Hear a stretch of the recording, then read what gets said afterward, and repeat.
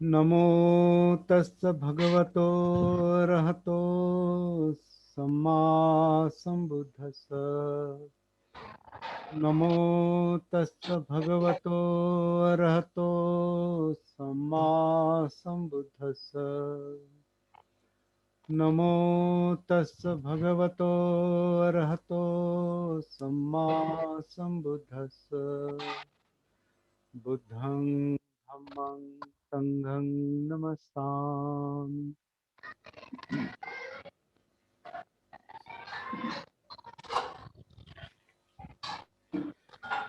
अपमत्तोपमत्तेषु सुत्तेषु बहुजागरो अबलसंवसीघस्सु हित्वा यातीषु मेधसो।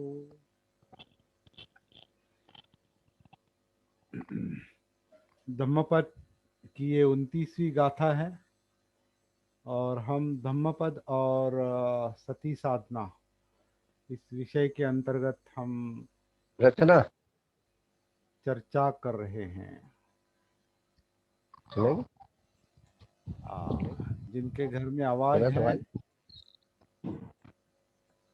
सर जिनके घर में आवाज है वो म्यूट रखेंगे अपने आप को। हाँ, ओके। आ, आज हम 29वीं गाथा देख रहे हैं, लेकिन अगर संभव हुआ तो मुझे लगता है ये अगली 3 गाथाएं भी हम कंप्लीट करेंगे, क्योंकि इसमें चिंतन करने लायक बहुत थोड़ा है। उस पर आपके कुछ सवाल होंगे तो हम चर्चा कर सकते हैं, लेकिन चिंतन के लिए बहुत कम मुद्दे हैं उसके ऊपर।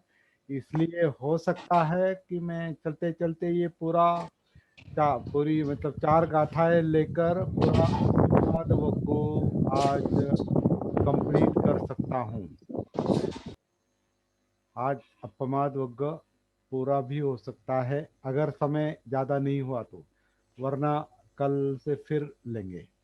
क्योंकि इस पर ज़्यादा चिंतन करने के लिए ज़्यादा मुद्दे नहीं हैं। तो ये जो 29वीं गाथा है, इस गाथा के बारे में बताने से पहले मैं आपको एक बात मैं आपको बताना चाहता हूँ। आप जो ये पठन सुनते हैं, पठन नमो तस्य भगवतो अरहतो और बुद्धं धम्मं संघं नमस्सामि, तो इसका जो उच्चारण है, उच्चारण इसका जो ध्वनि है,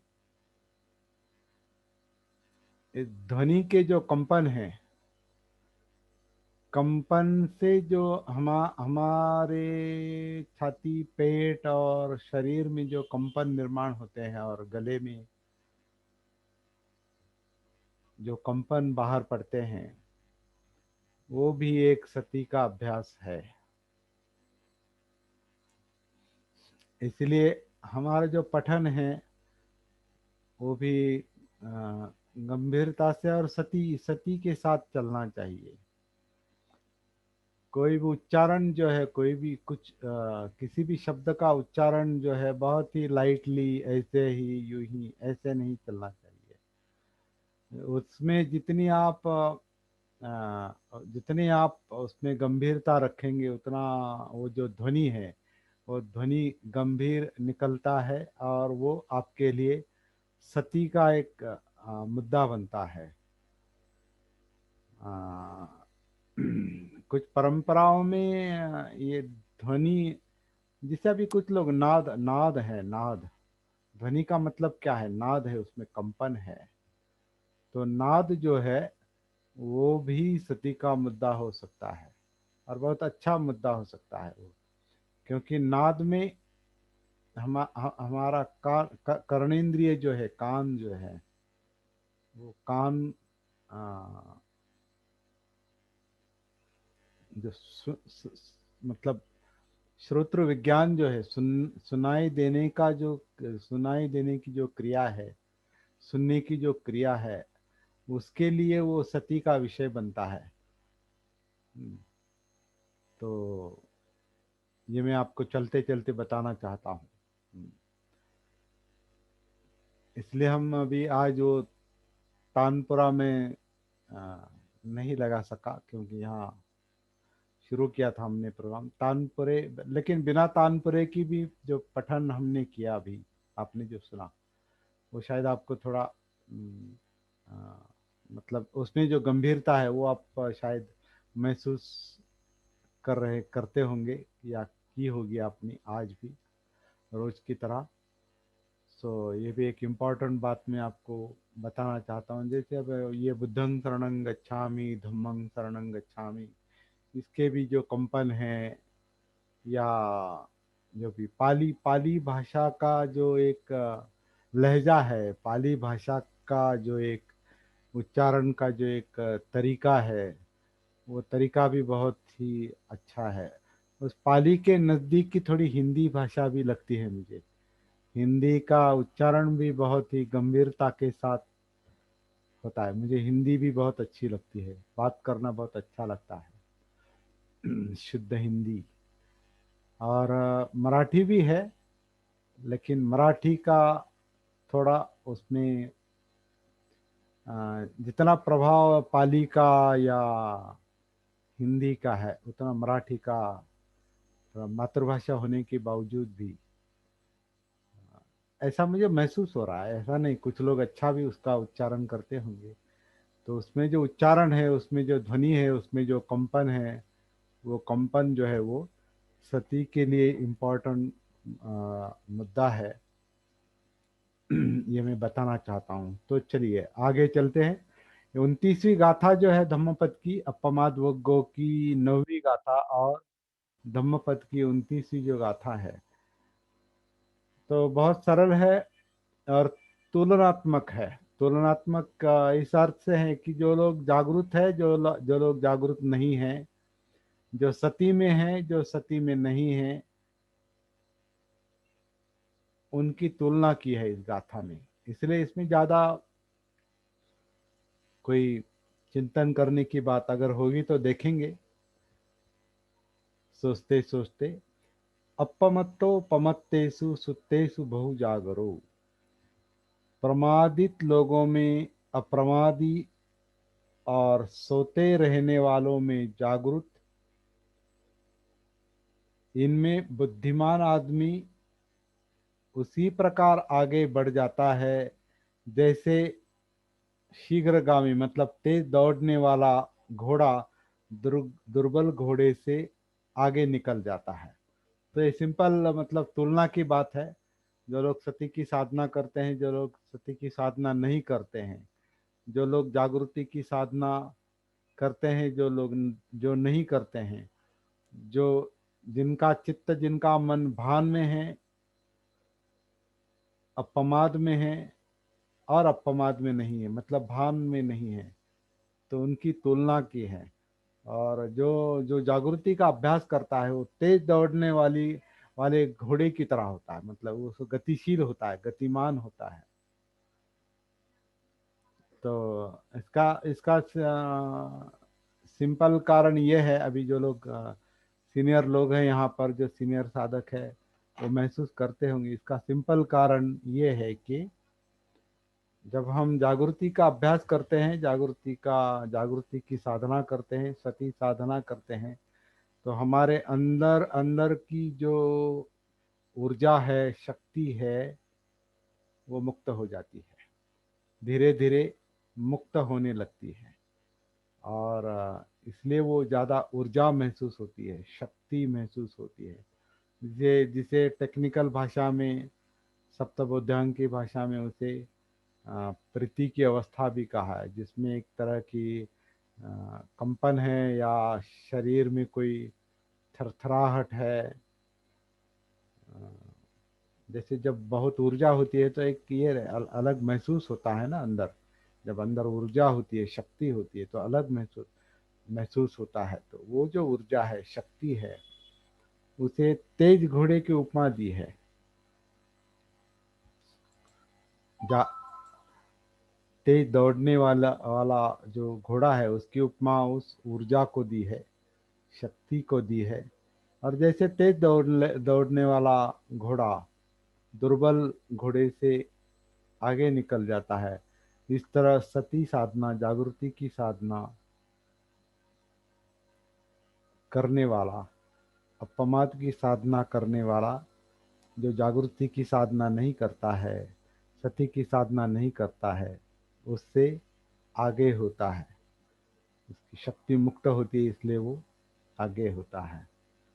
तो जब हम साधना करेंगे या जो लोग साधना करते हैं वो लोग बताएंगे कि क्या आपकी शक्ति पहले से थोड़ी बढ़ी है, जब से आप सती साधना से परिचित हो गए हैं, जब से आप सती साधना, जागृति की और अपमाद की साधना, ये अपमाद की साधना ही है। हम जो सती साधना कह रहे हैं वो जागृति की साधना है, अपमाद की साधना है, सावधानता की साधना है। अपमाद का और एक शब्द है सावधानता। तो जब से हम ये साधना कर रहे हैं, क्या आपको ये महसूस होता है कि हमारे अंदर की जो कुंठित शक्ति है, ब्लॉक एनर्जी जो है वो खुल गई है? ऐसा कुछ लोगों को महसूस होता होगा, मुझे तो होता है। हम्म,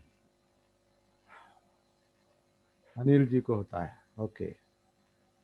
तो हम्म, भारती जी को होता है। ओके। तो बहुत अच्छा है। मतलब इस पर कोई ज़्यादा चर्चा करने की बात नहीं है। और ये जो तुलना की है, ये कोई निगेटिव तुलना भी नहीं है। मतलब दुर्बलता के साथ सबलता की तुलना नहीं है। ये कोई होड़ नहीं है, ये स्पर्धा नहीं है, कंपटीशन नहीं है। ये केवल तुलना की है इस गाथा में। इसलिए मुझे ऐसा लगा कि इस पर ज़्यादा चिंतन करने की कोई आवश्यकता नहीं, क्योंकि हमने अपमाद पर बहुत ही अच्छी तरह से चिंतन किया है। जब से अपमाद वग्ग शुरू हुआ है तो बहुत अच्छी तरह से हमने उस पर चिंतन किया है। और मेरे ख्याल से अगली अगली गाथाएं ले लेंगे। हाँ सर। हाँ। अपमादेन मघवा, क्योंकि ये भी ऐसी गाथा है। अपमादेन मघवा देवानंग सेठतं गतो, अपमादं पसंसन्ति पमादो गर्हितो सदा। तो इसमें मुख्य मुद्दा ये है कि जो जागृति है, अप्रमाद है, उसकी हमेशा प्रशंसा होती है। और जो प्रमाद है, जो अजागृति है, जो गाफिल अवस्था है, उसकी निंदा होती है ना। और इसमें पहला जो ये आया है, पहले लाइन का अनुवाद जो है, अप्रमाद से ही इंद्र देवताओं में श्रेष्ठ बना। अभी ये मूल धम्मपद की गाथा है या कहीं बाद में उसे जोड़ दी है, घुसेड़ दी है? क्योंकि त्रिपिटक में ऐसे कई सारे मुद्दे हैं जो हो सकता है बाद में उसमें घुसेड़ दिए हो, जोड़ दिए हो। ऐसा संभव नहीं लगता है, क्योंकि आ, इससे कोई बोध होता नहीं। आप में से अगर किसी को कोई इंद्र के बारे में पता होगा तो आप बता सकते हैं। और इंद्र देवताओं में श्रेष्ठ है। शायद अभी यहाँ इंद्र और देवताओं का विषय किसी के मन में पहले रहा होगा तो वो बता सकता है कि ये गाथा, यहाँ ये शब्द यहाँ फिट बैठते हैं या नहीं, ये भी बता सकते हैं। या कोई ये भी बता सकता है कि इंद्र क्या है और देवता क्या है। लेकिन ऐसा कहा जाता है, मैं अपनी जानकारी के अनुसार मैं बताऊंगा। अभी इंद्र इंद्र जो है वो देवताओं के देवता है, ऐसा फिलोसॉफी में, हिंदू फिलोसॉफी में या ज़्यादातर मतलब हिंदू फिलोसॉफी में माना जाता है। क्यों त्युटे सर? इंद्र इंद्र देवताओं का राजा है। हाँ, ये पौराणिक कथाओं अनुसार। पौराणिक कथाओं में ये कहा जाता है, लेकिन पौराणिक कथाओं का संदर्भ धम्मपद में कैसे आया?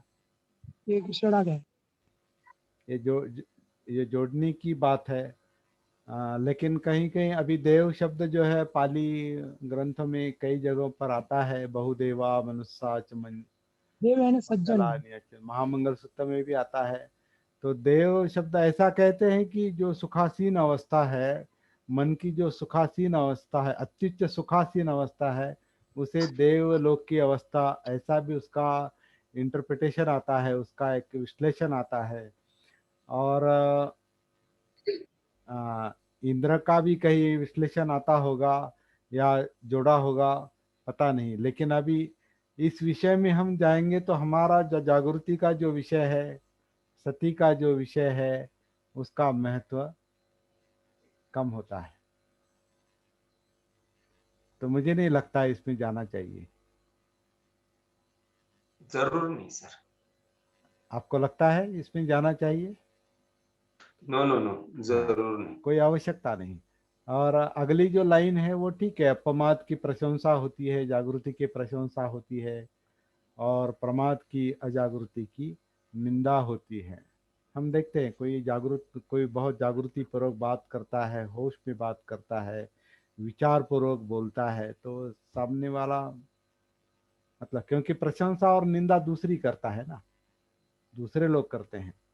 तो अगर जागृति के साथ कोई बात करता है, सोच विचार कर अगर कोई बात करता है, तो सामने वाला कह सकता है कि हाँ, बहुत सोच समझ कर बात कर, कोई ऐसे ही शब्द इस्तेमाल नहीं करता बोलने वाला। अपमाद में है, जागृति में है, होश में बात कर रहा है।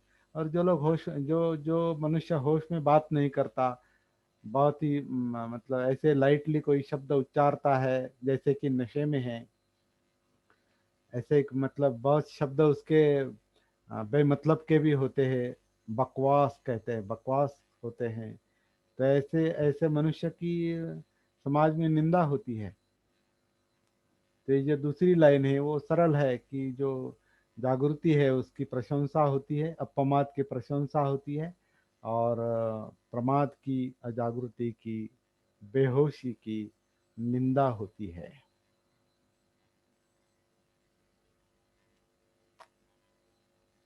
तो बहुत सरल बात है।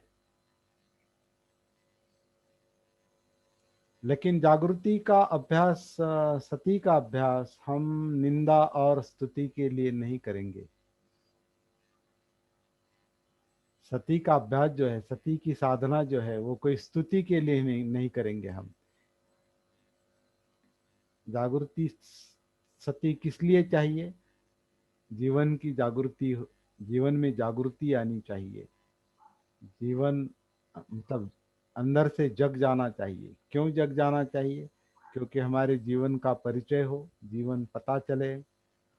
जीवन पता चलेगा मतलब ये काया वेदना चित्त मनोधम्म, ये जीवन पता चलेगा तो इसमें जो समस्याएं छुपी है, जो तनाव छुपे हैं, जो डिप्रेशन छुपा है, दुख छुपा है, अकेलापन छुपा है, जो कुछ दर्द है, यातनाएं हैं, उसका उसका पता चले और उससे बाहर आने के लिए मदद मिले। इसलिए हम सती की साधना करते हैं। किसी स्तुति के लिए, वाह आप कितना अच्छा सती की साधना करते हैं, और कितना अच्छे आपका ये, कितनी अच्छी बातें लगी है, तो ये ठीक है, अच्छा है। किसी को अच्छा लगता है, अच्छी बात है। लेकिन इसको हम स्तुति के तौर पर लेंगे तो फिर मन विचलित हो जाएगा। क्योंकि मन विचलित हो जाता है तो वो नकारात्मकता है, तुलना का भाव आता है तो विचलित तुलना होते का भाव आता है। यहाँ हिताय की बात है, हिताय की, है ना, अपने हिताय की, सुखाय की बात है, तो फिर बहुजन हिताय बहुजन सुखाय की बात है, वो बात की बात है। लेकिन अपमाद की प्रशंसा होती है, प्रमाद की निंदा होती है।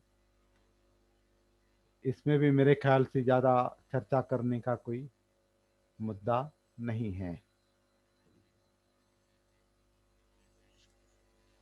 तो अगली गाथा देखेंगे।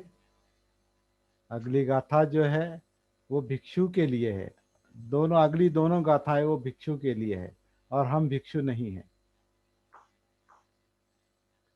तो इसमें ये कहा है कि अपमाद रतो भिक्षु पमादे भयद शिवा संयोजनं अणुं थूलं दहं अग्गिव गच्छति। मतलब अप्रमाद में रत रहने वाला, मतलब जागृति में रहने वाला, सती में रहने वाला, और प्रमाद में, अजागृति में भय देखने वाला भिक्षु अपने अंदर के छोटे मोटे बंधनों को जलाता हुआ आगे चलता है। तो यहाँ भिक्षु की जगह हम साधक शब्द इस्तेमाल करेंगे, साधना करने वाला, जागृति की सती की साधना करने वाला। ये शब्द अगर यहाँ रखेंगे तो फिर इसका अर्थ हम उस तरीके से देख सकते हैं कि जो जागृति में, जो साधक जागृति में है, जागृति में रहने वाला साधक, जागृति का अभ्यास करने वाला साधक अजागृति में भय देखता है। क्योंकि जहाँ जागृति नहीं, सती नहीं, वो भयग्रस्त अवस्था है, क्योंकि वहाँ कुछ भी गलती हो सकती है। क्योंकि प्रमाद का एक अर्थ गलती ही है, प्रमाद का एक मतलब जो है वो गलती ही है। तो जो प्रमाद में होता है, जो अजागृत होता है, वो कुछ भी गलती कर सकता है। और गलती, गलती से दुष्परिणाम है, दुष्परिणाम से भय है। तो जो जो साधक अपमाद में जागृति में रहता है, वो प्रमाद में भय देखता है, उसे भय महसूस होता है। तो ऐसे ऐसे जागरूक, ऐसा जागरूक साधक जो है, वो अपने अंदर के जो छोटे मोटे दोष है या छोटे मोटे बंधन है, जो बांध कर रखते हैं, जो कुंठित करते हैं, जो तनाव निर्माण करते हैं, यातनाएं निर्माण करते हैं, ब्लॉकेज निर्माण करते हैं, बोझ निर्माण करते हैं, ऐसे जो बंधन है अंदर के, ऐसे बंधनों को ये जागरूक साधक, जागरूक मनुष्य थोड़ा थोड़ा करके निकालते हुए आगे चलता है। मतलब प्रगति साध्य करता है, तरक्की साध्य करता है। तो जागृति का ये काम, जागृति में जो काम चलता है वो ये है, अणुंग थूलंग, मतलब छोटे मोटे बंधन, संयोजन यानी बंधन। और संयोजन शब्द मेरे ख्याल से पहले आया है हमारे अभ्यास में, अलग इसमें। संयोजन का मतलब बंधन है। तो बंधन वैसे जो पारंपरिक बंधन बताए हैं ग्रंथों में, वो 10 बंधन है, जिसके बारे में हम बीच बीच में उसका उल्लेख करते हैं। 3 बंधनों का उल्लेख तो हम हमेशा करते हैं। सत्काय दृष्टि यानी आत्मभाव, मैं भाव, ये पहला बंधन है, पहला मुख्य बंधन है, मैं भाव, आत्म भाव। तो सत्काय दृष्टि, विचिकिच्छा, विचिकिच्छा यानी डाउट। तो डाउट का मतलब शंका, संदेह। तो संदेह जो है, संदेह मतलब अनसर्टनटी, अनिश्चितता। संदेह कब होता है? जब कोई बात निश्चित नहीं होती, निश्चित पता नहीं होती, तो फिर संदेह, शंका निर्माण होती है। तो ऐसी जो मनोवस्था है उसे विचिकिच्छा कहा है, संदेह। संदेह मतलब अनसर्टनटी, अनिश्चितता। और अनिश्चितता तब होती है जब कोई बात ठीक से समझ में नहीं आती है। तो ऐसे ऐसे अनिश्चितता एक बंधन कहा है। वो बंधन मतलब क्या, कि वो बांध कर रखता है। जब कोई बात हमें स्पष्ट नहीं होती, किसी रास्ते से हम चले हैं और वो रास्ता हमें कहाँ जा रहा है पता नहीं है, और हम रास्ते से वो चल रहे हैं, गुजर रहे हैं, या उलझन, हाँ, उलझन, उलझन। हाँ, समझो किसी किसी रास्ते, किसी जंगल से हम गुजर रहे हैं, और जंगल से गुजर रहे हैं और जंगल का रास्ता कहाँ जाता है पता नहीं। तो हमेशा अनिश्चितता के कदम वहाँ चलते कि कहाँ जाऊँगा मैं, कहाँ पहुँचूँगा, ये सही, मुझे जहाँ जाना है वहाँ ये ले जाएगा क्या ये रास्ता। तो इस तरह का संदेह रहता है। तो ये संदेह जो है, ये अनसर्टनटी जो है, ये रास्ते का, ये यहाँ पर साधना का क्लियर पता नहीं है। साधना का जो रास्ता है, इस रास्ते का ठीक से पता नहीं, तो फिर संदेह रहता है, शंका रहती है। और उसका एक कारण मैं भाव भी है, क्योंकि मैं जो है वो पुराना जो रास्ता है, अगर वो प्रगति की ओर नहीं ले जा रहा है, हमें जहाँ जाना है वहाँ तक नहीं ले जा रहा है, तो और मैं वो रास्ता कई दिनों से चलते आया हूँ, इसलिए मैं जो कर रहा हूँ वही ठीक है, क्योंकि इस रास्ते से कई लोग चल रहे हैं, तो मुझे भी उसी रास्ते चलना चाहिए। ऐसा जो मैं भाव है, ऐसा जो सत्कार दृष्टि है, ऐसा जो चिपकाव है, तो वो सत्कार दृष्टि है, क्योंकि मैं जो मानता हूँ वो सही है। और ऐसी मानसिकता कभी भी आगे नहीं जा सकती, क्योंकि वो अलग अलग अनुसंधान नहीं करती, अलग अलग प्रयोग नहीं करती, अलग अलग बातों को वो आजमाने की कोशिश नहीं करती, एक कोई पकड़ के रखती है। तो ऐसी ऐसी मानसिकता हमेशा दूसरे दूसरे दूसरे मार्ग के बारे में संदेह रखती है, शंका रखती है, क्योंकि मुझे अपना छोड़ना नहीं है। मुझे जब अपना छोड़ना नहीं होता तो दूसरों की बातों पर मैं संदेह करूंगा। तो उसके बाद तीसरा बंधन अपने आप आता है कि मैं जो कुछ करते आया हूं मैं वही करूंगा। शीलव्रत परामर्श, पहले से जो मैं करते आया हूं वही करूंगा। तो ये पहले तीन बंधन जो है, ये तीन बंधन हम अभी ये वक्त नहीं है उस पर इतना ये करने का, लेकिन जब हम 10 बंधनों का स्टडी करेंगे, अभ्यास करेंगे, 10 बंधनों का, दुख मुक्ति तक, दुख मुक्ति के मार्ग में, निब्बान के मार्ग में, अरहत अरहत पद के मार्ग में, ये 10 बंधन किस तरह की रुकावटें निर्माण करते हैं, इसका अभ्यास जब हम करेंगे तो ये तीन बंधन और आगे अगले जो 7 बंधन हैं, कामछंद है, व्यापाद है यानी द्वेष, इंद्रिय तृष्णा, कामछंद यानी इंद्रिय तृष्णा, और व्यापाद यानी द्वेष है, रूप राग, अरूप राग, पटीघ, मान और अविद्या, ये 10 बंधन हैं। इस 10 बंधनों पर हम बाद में चर्चा करेंगे, लेकिन इस गाथा के संदर्भ में इसका मतलब ये है कि ये जो छोटे मोटे बंधन हैं, अभी ये बड़े बड़े बंधन हैं, लेकिन छोटे बंधन भी बहुत है।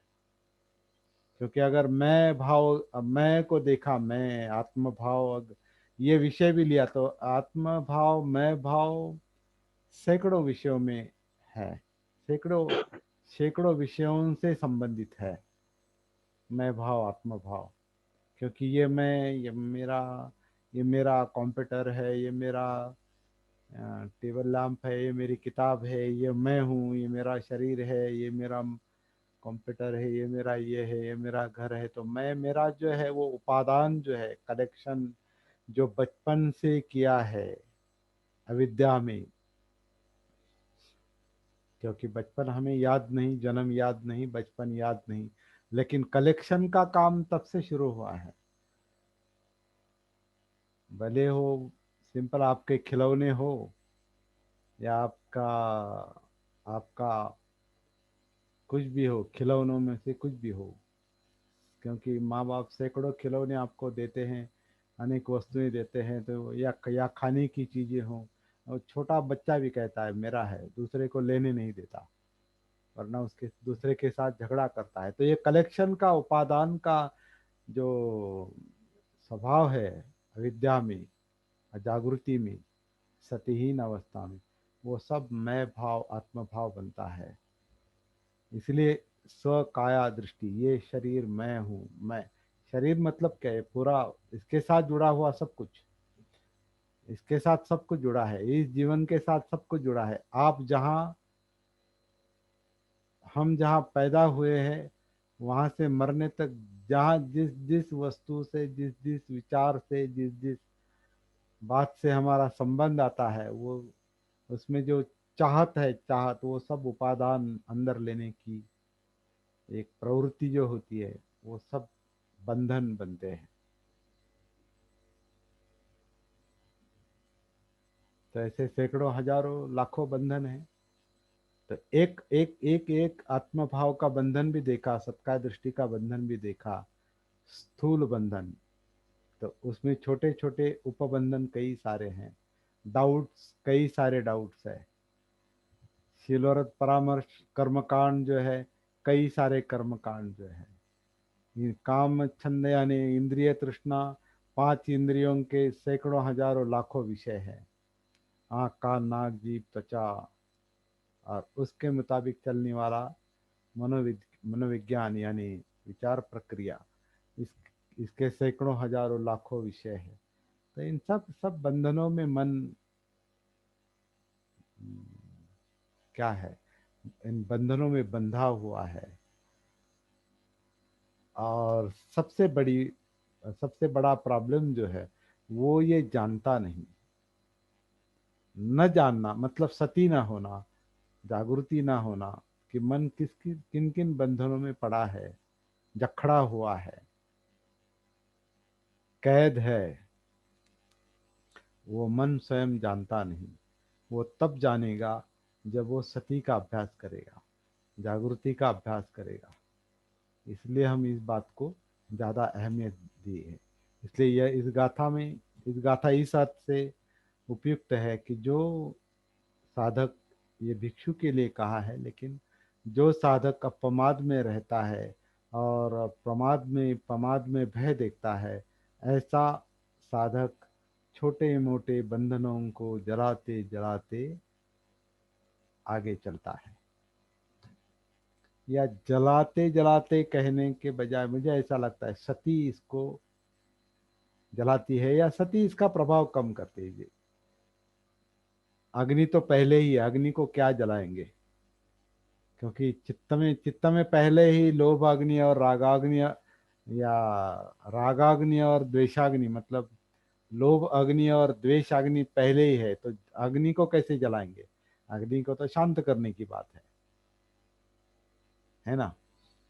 जो हमें जला रही है, जो लोभ और जो राग और जो द्वेष हमें जला रहा है, इसलिए छटपटाहट है, तड़फड़ है, धड़पड़ है।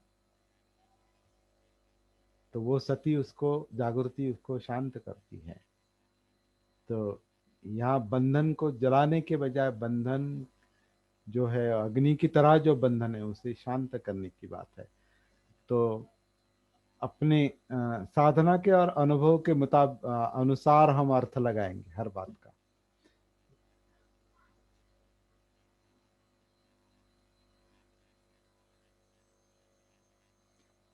और वही गाथा आगे ये कहती है, वही संदर्भ लेकर अगली गाथा ये कहती है कि अपमाद रतो भिक्खु पमादे भय दस्तिवा अभभो परिहानाय निपान से वसंतिके। तो जिसके कारण पतन होता है, उस पतन से जागृत भिक्षु, मतलब हमारे लिए जागृत साधक पतन से बचता है, गिरने से बचता है। परिहानाय मतलब गिरने से बचता है, पतन से बचता है, जो जागृति का अभ्यास करता है। और जो पतन से बचता है, गिरने से बचता है, वो दुख मुक्ति तक पहुंचता है, निब्बाण तक पहुंचता है। और निब्बाण, फिर वही बात आ गई, निब्बाण अरहत पद, ये 10 बंधनों को पार करने के बाद मिलता है। तो इस पर हम अलग से सेशन लेंगे किसी इतवार को। आप नोट डाउन करना और मुझे याद दिला, क्योंकि बहुत सारे विषय जो है वो अभी संचित हो जाएंगे। ये लेना चाहिए, जैसे कि अभी हमारा प्रतीत्य समुत्पाद जो है, ये विषय कई दिनों से पेंडिंग था। जब से हमने 35 और 40 सेशन लिए लिए तब से ये विषय पेंडिंग था, लेकिन एक दिन हमने वो ले लिया और बहुत अच्छा उसका परिणाम आया है। ऐसे ही कई सारे विषय हमारे चर्चा के दौरान उभर आएंगे, तो उनको नोट डाउन करके हम एक एक को देखने की कोशिश करेंगे। या इन सेशनों के दौरान, धम्मपद के सेशनों के दौरान अगर कुछ हम उस पर विचार कर सकते हैं, चिंतन कर सकते हैं तो करेंगे, वरना उसके लिए हम स्वतंत्र एक सेशन ले सकते हैं। तो मेरे ख्याल से इन 4 गाथाओं के पूर्ण करने से हमने अपमाद वग्गो जो है ये सेक्शन ऑफ अपमाद यानी भान सती सावधानता, ये जो वग्ग है, ये जो वर्ग है, ये हमने यहाँ पर पूरा किया है। बहुत ही इम्पोर्टेंट 2 वग्ग हमारे पूरे हो गए। एक तो यमक वग्गो, दूसरा अपमाद वग्गो, और तीसरा वग्ग जो है वो और ज़्यादा प्रैक्टिकल है, हमारे साधना से संबंधित है, गहराई का है, और वो है चित्त वग्गो, सेक्शन ऑफ माइंड और सेक्शन ऑफ चित्त। इसका फोटो निकाल के मैं बाद में भेजूंगा आपको कल सुबह। फिलहाल इतना काफ़ी है, 7:45 हो गए। कुछ चर्चा करनी है तो हम कर सकते हैं। मैंने 10 बंधनों की चर्चा लास्ट सैटरडे को होगी, लास्ट संडे को, संडे को या सैटरडे को? क्योंकि संडे को। चौथा संडे हमारा खाली रहता है ना। हाँ ठीक है, ठीक है। हाँ, तीन संडे पहले लेवल 1 2 3 के लिए है, और चौथा संडे जो है हम ऐसे बड़े विषय के को लेकर लेंगे। ठीक है, 10 बंधनों की चर्चा करने का फिर हाँ हाँ वो साधना के लिए अच्छा है ना। हाँ, 10 बंधन पर चर्चा करेंगे। सर धम्मपद खत्म होने के बाद लेंगे ना? नहीं, धम्मपद खत्म होने के बाद नहीं लेंगे। ये हमारा 10 बंधन का जो विषय है वो सती साधना से संबंधित है। हाँ, किसी साधना के लिए निगड़ित है। सती साधना में प्रगति तरक्की करने के लिए बंधन पहले पता होने चाहिए। जिनको जिनसे मुक्त होना है वो बंधन पहले ही अगर पता होते हैं, तो उनका अगर परिचय होता है, तो सती साधना करते करते लेवल 1 में हो या 2 में हो या 3 में हो, वो करते करते आपको ये बंधन अगर कोई बीच में दिखाई देता है तो आप उसे पहचान सकते हैं। हाँ, ये सत्काय दृष्टि का बंधन है, ये डाउट का बंधन है, ये चिकित्सा का बंधन है, ये मैं कर्मकांड में अटक गया हूँ, ये मैं इंद्रियों के विषय में अटक गया हूँ, ये मैं द्वेष में अटक गया हूँ, व्यापाद, ये मैं उपादान। रूप राग में अटक गया हूँ। रूप राग मतलब, अब ये थोड़ा समझने थोड़ा सा जटिल है। तो रूप यानी फॉर्म, आकार और निराकार, जिसे सगुण और निर्गुण ब्रह्म कहते हैं ना, उस तरह का ये विषय है। सगुणता और निर्गुणता, आकार और निराकार दोनों में मन अटकता है। जो महसूस करता है उसमें भी अटकता है, जो महसूस नहीं करता लेकिन लगता है कुछ तो है, उसमें भी अटकता है। तो ये रूप राग और अरूप राग, ये ध्यान की अवस्थाएं हैं। 8 ध्यान है इसमें। तो रूप राग, अरूप राग और मान यानी गर्विष्ठता, गर्व, जो कुछ मिलता है उसमें वो अकड़ जाता है। मुझे मुझे मिल गया, अब इतनी समाधि की यह अवस्था मिल गई, इतना ज्ञान हो गया, तो उसमें वो अटक जा, वो बंधन बनता है। फिर वो अनुभव बंधन बनता है, वो मान है। पटिक जो है, पटिक जो अपने लिए मान है तो दूसरे का द्वेष है, पटिक है। वो तुलना करता है और दूसरों को हमेशा हीन हीन लिखता है। मैं यहाँ इस साइड में सब्जेक्ट में अगर मान है, मैं अगर बड़ा हूं तो बाकी छोटे हैं ना फिर, और बाकी छोटे हैं मतलब मैं बड़ा हूं। ये द्वैत पर ये भेदाभेद पर मन काम करता है। जब आप अंधेरे की बात करते हैं तो फिर उजाले का भी विषय रहता है। जब उजाले की बात करते हैं तो इसका भी अंधेरे का विषय रहता है। जब निंदा की बात करते हैं तो स्तुति का भी विषय रहता है। स्तुति का विचार करते हैं तो निंदा का भी विषय विचार होता है। काले का अगर विचार करें तो गोरे का भी विचार करते हैं। अज्ञान का विचार करेंगे तो ज्ञान का भी विचार। तो ऐसे द्वंद्व में ये चलता है। तो मान है तो फिर दूसरा पटीक मतलब दूसरे के बारे में कनिष्ठ मनोवस्था। जैसे कि जाति व्यवस्था है, जाति व्यवस्था वही इसी पर है, बड़ी जाति और छोटी जाति। ये मन की अवस्थाएं हैं, वास्तव में कुछ नहीं।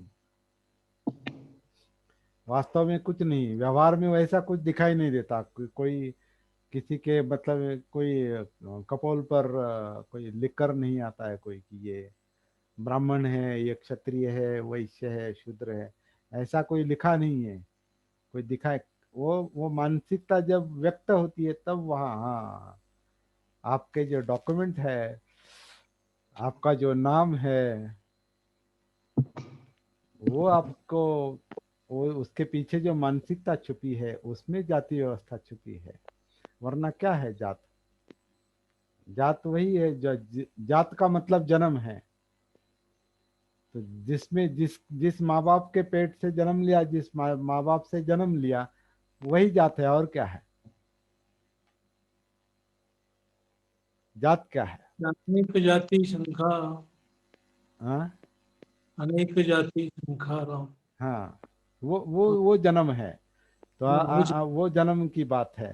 लेकिन यहाँ जाति कास्ट जो है, कास्ट, जात जात, तो जात जो है वो माँ बाप की जात ही बच्चे की जात है। और क्या है? दूसरा क्या है? किसी की जात कहाँ से आती है? कहाँ से जन्मा है? यानी जन्म में जात बन जाती है। जन्म ही जात है। जन्म का मतलब भी जात है। जन्मजात कहते हैं ना, ये जन्मजात सद्गुण है, हाँ, जन्मजात। जन्मजात दुर्गुण है। तो जन्म और जात एक अर्थ के शब्द है। जात जात मतलब जन्म, जन्मा हुआ। जात जन्म का भूतकाल जात है। तो जाति जो है, जात जो है, वो माँ बाप के जन्म से, जिस माँ बाप से जन्म लिया है उससे जुड़ी है। और जो अनौरस होते हैं उनको फिर जो दत्तक वगैरह लेंगे, क्या कहते हैं हिंदी में, हिंदी शब्द मुझे पता नहीं, चलो अडॉप्ट करेंगे। हाँ, अडॉप्ट करेंगे, दत्तक लेंगे तो उसकी जात उनको लगती है। क्योंकि किसी गोद लेना। गोद लेना, हाँ, जब गोद लेते हैं तो बाप की जात उसको वो भी मानता है बाद में, क्योंकि सर्टिफाई होता है वो, मतलब सर्टिफिकेट जात बताता है, मानसिकता और सर्टिफिकेट। वरना क्या है जात? नथिंग, केवल एक विचार है, तर्क है, लॉजिक है, धारणा है, पकड़ है, मानसिकता है। तो जाति व्यवस्था, धारणा मीन्स बंधन। धारणा मतलब पकड़ना, धारणा मतलब धारण करना, पकड़ना। मन जो पकड़ता है वही वही धारणा, मनोधारणा मतलब ध्यान है। वो मन का ध्यान है। धारणा, जहाँ धारणा है वहां ध्यान है, क्योंकि पकड़ता है उसको। धारण करना, धारण करना मतलब धारणा, धारण करने से धारणा, मन की धारणा बनती है। धारणा मतलब एक धारणा बनती है, मतलब वो एक समझ, वो समझ बनती है, वो दृष्टि बनती है, वैसा लगता है। धर्म धारण करना है नहीं क्या? तो मन धर्म धारण ही करता है, इसलिए मनोधर्म कहा है ना। मन पहले ही तो, मन ने पहले ही धर्म धारण किए हैं। ये है। अच्छा, तो जहां कहते धारणा धर्म, हा, नए धर्म धारण करो, इसका मतलब नया माइंड तैयार करो। नए धर्म धारण करो मतलब क्या? नया नया कुछ अंदर डालो, मतलब उस पर ध्यान करो, मतलब क्या? उसको अपना बना लो, तो वो मानसिकता बनती है। और वो फिर प्रॉब्लम बनती है। वहां भी मान मान होता है, फिर वहां भी मान, उसका परिणाम मान है, और फिर अपमान है, अपना मान दूसरे का अपमान, या अपने गुण का, अपने अपने जो गुण है उनका सम्मान, और अपने जो दुर्गुण है उनका अवमान। तो अंदर ही द्वंद्व चलता है, मैं अच्छा हूँ, इधर अच्छा हूँ लेकिन इधर बुरा हूँ, ये थोड़ा अच्छा है मेरा लेकिन ये अच्छा नहीं, और ये मुझे चाहिए ये नहीं चाहिए। तो चित्त उस तरह से काम करता है। तो इस तरह से सातवां बंधन जो है, आठवां बंधन वो मान है, नौवां बंधन पटीग है। मान, ठीक। और मान मतलब अहम भाव, गर्विष्ठता, गर्व, और अपने को बड़ा समझना, दूसरों का द्वेष करना, कम समझना, फटीग। फटीग यानी द्वेष ही है, तीव्र द्वेष। और 10वां बंधन जो है वो अविद्या है। अविद्या यानी अज्ञान, लेकिन अज्ञान अस्तित्व का अज्ञान, जीवन का अज्ञान। तो वो सबसे मतलब जब पूरा जाता है तो फिर अज्ञान का बंधन पूरी तरह से निकल जाता है, मतलब अज्ञान से मुक्त होता है, वहां निब्बान की अवस्था है। तो चलिए इस पर हम अलग से विचार करेंगे, ये बहुत बड़ा विषय है। क्योंकि अभी अभी मैंने इस पर ज्यादा बहुत गहराई से सोचा नहीं मैंने।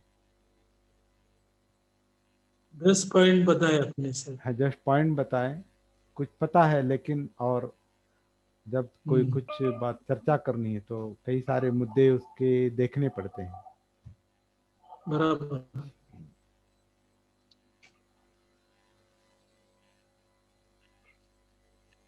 हम्म। तो रुकेंगे यहाँ पर, 7:55 हो गए हैं। कोई मुद्दा अगर नहीं है, इम्पोर्टेंट मुद्दा अभ्यास से संबंधित, तो रुकेंगे। ठीक है। जय भीम, नमो बुद्धाय।